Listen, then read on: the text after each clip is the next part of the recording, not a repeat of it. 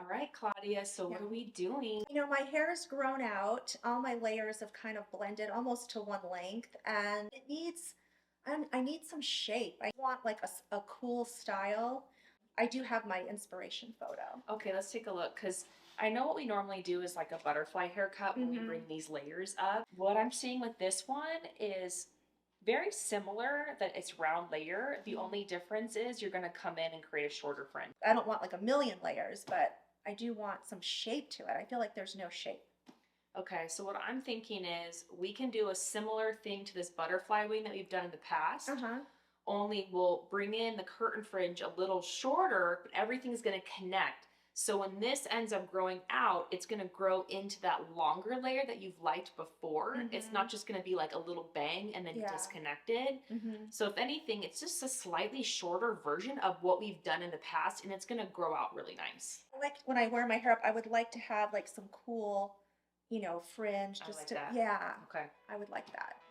Okay, cool. Yeah, I'm ready. Let's do it. Let's do it. First, we're going to start with our K18 mask. This is going to work as a great cutting lotion as well as repair both the disulfide bonds and the polypeptide chains. We started with cutting her fringe with a straight blade razor. I'm using a fresh, unguarded blade on wet hair, cutting across the hairs, not shaving on top, with a soft stroke of the blade to create a serrated line that's deconstructed but not destroyed. I describe my signature curtain bang as carving 4 petals, 2 on either side of the middle part. Direct one side of the petal up and across the face, then I cut the back of the petal off to create an inversion or a center point of weight. Afterwards, I cut 2 triangles, one from the center part to the high recession, one from high recession to in front of the ear. The same technique on the other side using the toe and heel of the blade. Because you're cutting above your fingers, the tension comes from clean combing. Make sure you hold the hair flat between your fingers like a ribbon. Once you're done cutting all 4 petals, go ahead and blow dry them.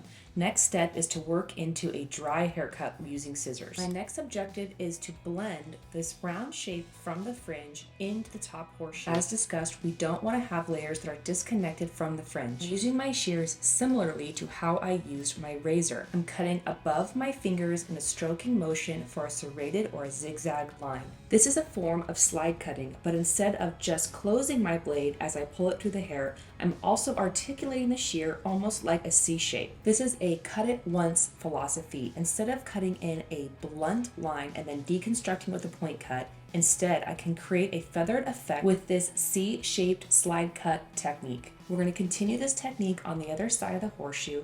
This time, in order to get the shear position to point towards the floor, we have to cross our arm over the top. This is called a butterfly hand position. Once we cross-check short to long from front to back, our top horseshoe will be blended into our fringe and we're ready to start the next step. All we have left to do is blend the perimeter into this round layer.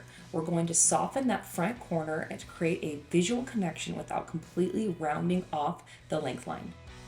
If you've enjoyed this tutorial and you would like to learn this with guided hands-on with myself and my talented team, please check out my website and see where we're going to be showing up on our in-person education tour in 2024.